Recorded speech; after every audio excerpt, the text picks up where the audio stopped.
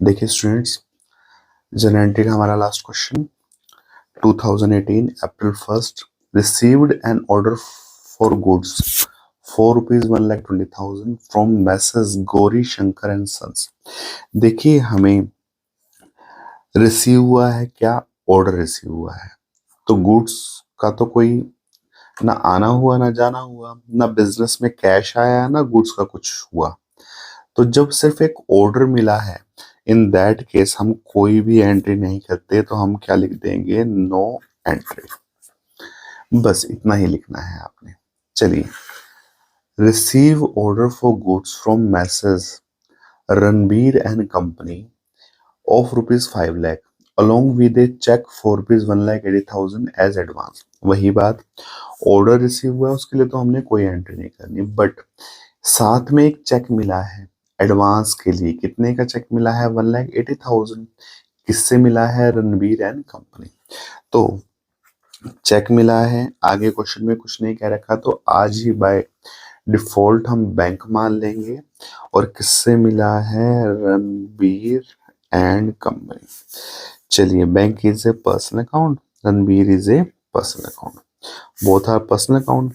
Check मिला और हमने अपने ही बैंक अकाउंट में जमा करा दिया, तो हमारा बैंक अकाउंट क्या बन जाएगा? रिसीवर। रिसीवर तो debit. Ranbir and company cheque दे रही है तो क्या बन जाएगी? गिवर। गिवर तो क्या हो जाएगा? क्रेडिट हो जाएगा। चलिए, जनरल एंट्री आप बना लेंगे, bank account debit to Ranbir and company. कितने अमाउंट से? जितने का चेक मिला है 1,80,000। जो ऑर्डर मिला है उसके लिए हमने कोई एंट्री नहीं करनी है। चलिए स्टूडेंट, नेक्स्ट ट्रांजैक्शन देखते हैं। Place order for goods with messrs Kohli and sons of ₹2,50,000 paid them. वही, अगर कोई ऑर्डर हमने प्लेस किया है या हमें मिला है तो उसकी एंट्री नहीं की जाती है। एंट्री किस चीज की करेंगे? Paid them 1 lakh by cheque in advance. हमने एक एडवांस में चेक दे दिया, तो पेमेंट कहाँ से हो रही है? बैंक से। किसको हो रही है? कोहली एंड सन्स को। Is it clear? देखिए, बैंक कौन सा अकाउंट हो जाएगा? पर्सनल। कोहली एंड सन्स भी कौन सा हो जाएगा? पर्सनल। पेमेंट करी है बैंक से, करी है अपने बैंक अकाउंट से, तो हमारा बैंक अकाउंट क्या हो जाएगा? गिवर। गिवर तो क्या हो जाएगा? क्रेडिट। किसको मिले हैं? कोहली एंड सन्स को। ही विल बी रिसीवर, और रिसीवर तो क्या हो जाएगा? डेबिट। सिंपल एंट्री बन जाएगी, Kohli and sons debit to bank account, no problem. चलिए आगे बढ़ते हैं। Kohli and sons supplied goods of ₹2,50,000। Kohli and sons ने हमें कितने का गुड्स दे दिया? 2,50,000। चलिए, बिजनेस को कोहली एंड सन्स ने सप्लाई किया, तो बिजनेस ने क्या किया होगा? परचेजेस। किसने सप्लाई किया? Kohli and sons. चलिए, परचेजेस कौन सा अकाउंट है? नॉमिनल। कोहली एंड सन्स कौन सा अकाउंट है? पर्सनल। कोहली एंड सन्स ने गुड्स सप्लाइड किया होगा किसको? बिजनेस को। तो बिजनेस ने क्या किया होगा? परचेजेस। तो बिजनेस के लिए क्या बन जाएगा? एक्सपेंसेस। और Kohli and sons will be giver. Giver तो क्या हो जाएगा? क्रेडिट। एक्सपेंस है तो क्या हो जाएगा? डेबिट। So simple. एंट्री क्या हो जाएगी? एंट्री हो जाएगी purchases account debit to Kohli and sons. कितने से? 2,50,000। 2,50,000। So simple. चलिए आगे बढ़ते हैं, अगली ट्रांजैक्शन क्या कहती है। देखिए students, paid a cheque for 60% of the balance amount due to Kohli and sons on account. अगर पिछली ट्रांजैक्शंस पर जाकर देखें तो क्या पाते हैं कि एक तो हमने चेक एडवांस में दे रखा है 1 लाख का, और गुड्स कितने का उससे हमने परचेज किया है? 2,50,000 का। तो रिजल्ट क्या बनेगा? देखिए, परचेजेस का रखा है 2,50,000 का, एडवांस में पेड कर रखे हैं कितने? 1 लाख। रिमेनिंग कितना रह गया 1,50,000। देना रह गया किसको, कोहली एंड सन्स को। पेड ए चेक, चेक दिया फॉर 60% ऑफ द बैलेंस। ये बैलेंस है, बैलेंस का 60%, 15 सिक्स कितना होता है 90। इट मीन्स कितना बन जाएगा 90,000। कैसे दिया है, चेक से दिया है। तो एक अकाउंट तो हो जाएगा बैंक और एक अकाउंट हो जाएगा कोहली एंड सन्स। चलिए देखिए, Kohli and sons is a personal account, this is also a personal account. Payment करी है तो हमारा बैंक अकाउंट क्या बन जाएगा, गिवर, गिवर तो क्रेडिट। चेक किसको मिलेगा, कोहली एंड सन्स को, he will be receiver, receiver तो क्या हो जाएगा डेबिट। तो अल्टीमेटली एंट्री क्या होने वाली है, एंट्री हो जाएगी Kohli and sons debit to bank account 90,000, 90,000। So simple, I think ज्यादा डिफिकल्ट नहीं है, इजीली आप समझ के कर सकते हैं। देखिए next transaction, goods ₹4,20,000 and furniture of the book value of ₹10,000 destroyed by fire।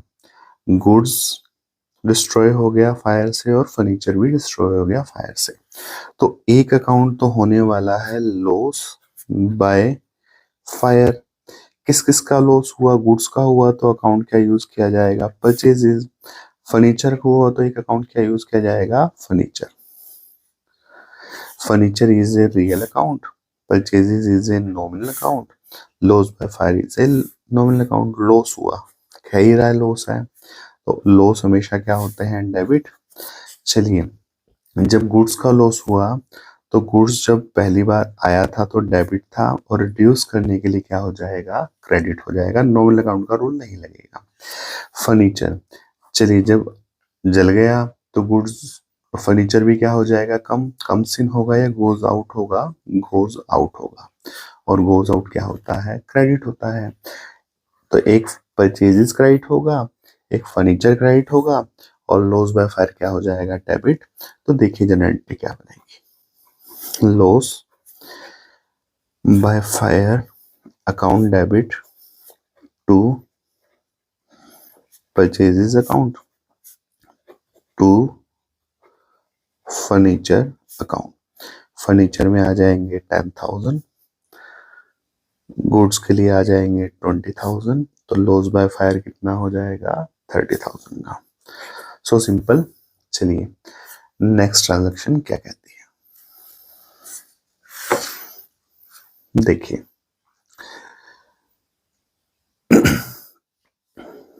Goods costing ₹50,000 were damaged in transit. A claim was made on railway authority for the same। देखिए क्या हो गया, गुड्स डैमेज हो गया। कैसे damage हो गया, in transit का मतलब है रेलवे से भेजा था तो रास्ते में गुड्स का डैमेज हो गया। Is it clear. और हमने क्लेम किसको भेज दिया, रेलवे अथॉरिटी को। तो इन्होंने क्या किया, डायरेक्ट इफेक्ट उठा लिया बुक के अंदर, लेकिन हम इसको कट करके समझते हैं। देखिए एक तो क्या हो गया, loss by damage in transit, एक अकाउंट तो ये हो गया। किसका लॉस हुआ है, गुड्स का। तो दूसरा अकाउंट क्या होने वाला है, purchases account. Nominal, nominal loss हुआ है तो लॉस बाय डैमेज। एक तो ये हो जाएगा डैमेज अकाउंट डेबिट टू क्या हो जाएगा, परचेजेस। परचेजेस क्यों क्रेडिट हुआ, अभी हमने ऊपर वाली एंट्री में समझा है। कितने का डैमेज हो गया, 50,000, 50,000। अब इसी के साथ उसी दिन क्या हुआ कि हमने ये क्लेम किसको भेज दिया, रेलवे अथॉरिटी को भेज दिया। अगर हमने ये क्लेम रेलवे अथॉरिटी को भेज दिया है तो क्या होगा, एक अकाउंट तो हो जाएगा रेलवे क्लेम्स और एक हो जाएगा loss by damage. This is a nominal account, this is a personal account. हमने रेलवे कंपनी की तरफ ट्रांसफर कर दिया किसको? क्लेम को। अगर हमने रेलवे कंपनी की तरफ ट्रांसफर कर दिया तो अब हमने पैसे किससे लेने हैं डैमेज के? रेलवे क्लेम, रेलवे अथॉरिटी से। तो रेलवे अथॉरिटी हमारी आज क्या बन जाएगी? डेटर बन जाएगी। और डेटर क्या होता है? डेबिट। अगर हम सारा क्लेम रेलवे की तरफ ट्रांसफर कर देंगे तो फिर लॉस रहेगा या नहीं रहेगा? नहीं रहेगा। तो पहले डेबिट हुआ था, तो कैंसिल करने के लिए आज क्या हो जाएगा? क्रेडिट। तो एंट्री क्या बन जाएगी? एंट्री बन जाएगी railway claim account debit to loss by damage. मैंने अभी भी बताया कि हमने लॉस को ट्रांसफर कर दिया तो लॉस रहेगा या नहीं रहेगा? नहीं रहेगा। तो ये क्रेडिट से अगर ये डेबिट काट दिया जाए, इस क्रेडिट से अगर इस डेबिट को काट दिया जाए तो डेबिट क्या बचेगा? डेबिट बचेगा railway claim account debit to क्या हो जाएगा? Purchases account. तो ये रिजल्ट एंट्री बुक में दे रखी है। तो आप चाहे दो एंट्री से करें चाहे सिंगल एंट्री से करें, हमें मतलब समझ में आना चाहिए। तो पहले केस में हमने लॉस बनाया किसका? गुड्स का। परचेजेस क्रेडिट हो जाएगा और क्लेम किसको भेज दिया? रेलवे कंपनी को। वो हमारी डेटर बन जाएगी और डेबिट। तो लॉस अगर भेज ही दिया तो फिर लॉस हमारा रहेगा या नहीं रहेगा? नहीं रहेगा। डेबिट से क्या हो जाएगा? क्रेडिट। तो यहाँ पे भी 50,000, 50,000 आ गया। 50,000 से 50,000 कैंसिल। डेबिट अगर क्रेडिट हो जाए तो वो जीरो हो जाएगी 50 से 50। अल्टीमेटली एंट्री क्या बच जाएगी? Railway claim account debit to क्या हो जाएगा? Purchases account. ये बुक में कर रखी है। तो आप दोनों करें या सिंगल एंट्री करें, अब आपको समझा दिया गया है, जैसे भी ठीक लगे वैसे आप कर सकते हैं। चलिए नेक्स्ट ट्रांजैक्शन की तरफ बढ़ते हैं। देखिए, रिसीव्ड फ्रॉम सेल्समैन, सेल्समैन से मिले कितने? 60,000।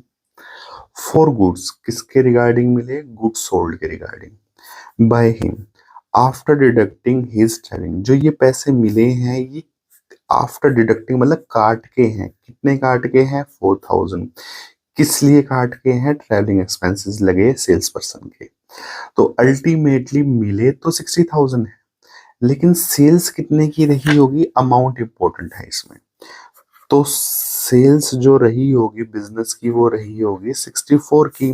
तभी तो 4,000 काट के उसने कितने दिए? 60 दिए। तो क्या दिया होगा बिजनेस को? कैश। कितना दिया? 60। Due to travelling expenses.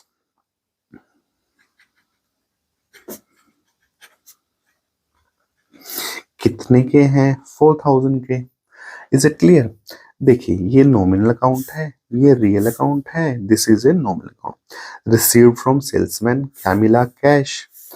क्या किया उसने? गुड्स को सोल्ड किया। गुड्स तो बिजनेस का ही था तो सेल तो बिजनेस की ही काउंट हो गई। जो ये पैसे दिए हैं क्या काट के दिए हैं? Travelling expenses. तो एग्जैक्टली सेल्स कितने की है? 64, क्योंकि 4,000 का क्या है? ट्रैवलिंग एक्सपेंस, तभी तो उसने 60 दिए। चलिए, सेल्स बिजनेस के लिए क्या होती है? इनकम। इनकम क्या होती है? क्रेडिट। चलिए, सेल्स करने पर कैश मिला किसको? बिजनेस को। तो बिजनेस में कैश क्या होगा? Comes in. कम्स इन तो क्या होगा? डेबिट। और ट्रैवलिंग एक्सपेंस बेशक से सेल्समैन ने किए होंगे, लेकिन सेल्स किसकी है? बिजनेस की। तो ट्रैवलिंग एक्सपेंस भी कौन देगा? बिजनेस ही देगा। तो बिजनेस के लिए क्या हो जाएगा? एक्सपेंस। और एक्सपेंस क्या होते हैं? डेबिट। चलिए, जर्नल एंट्री क्या बन जाएगी? Cash account debit travelling expenses account debit to sales account. Sales कितने की? 64। ट्रैवलिंग एक्सपेंस कितने का? 4,000। कैश कितना आ जाएगा? 60,000। So simple. बहुत आसान है एंट्री, अगर आप ध्यान से समझ के करेंगे तो। चलिए नेक्स्ट ट्रांजैक्शन की तरफ बढ़ते हैं।